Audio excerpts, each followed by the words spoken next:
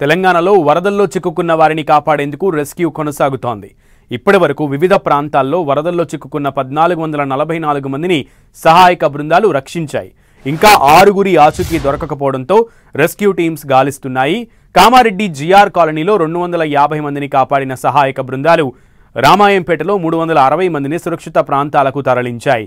Kamareddy housing board కాలనీలో 70 మందిని కాపాడారు. మరోవైపు రామాయంపేట హాస్టల్లో 84 మందిని కాపాడాయి రెస్క్యూ టీమ్స్. ఇక సిరిసిల్ల జిల్లాలో వరదలో చిక్కుకున్న 5గురిని ఆర్మీ అధికారులు ఆర్మీ హెలికాప్టర్లతో రక్షించారు.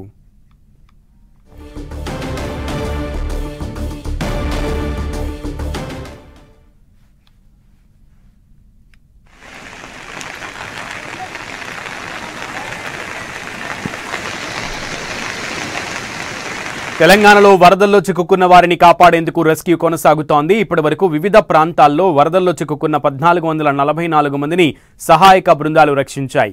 ఇంకా 6గురి ఆచూకీ దొరకకపోవడంతో రెస్క్యూ టీమ్స్ గాలిస్తున్నాయి. కామారెడ్డి జిఆర్ కాలనీలో 250 మందిని కాపాడిన సహాయక బృందాలు రామాయంపేటలో 360 మందిని సురక్షిత ప్రాంతాలకు తరలించాయి.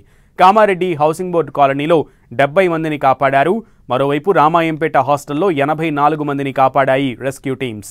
ఇక సిరిసిల్ల జిల్లాలో వరదలో చిక్కుకున్న 5గురిని ఆర్మీ అధికారులు ఆర్మీ హెలికాప్టర్లతో రక్షించారు.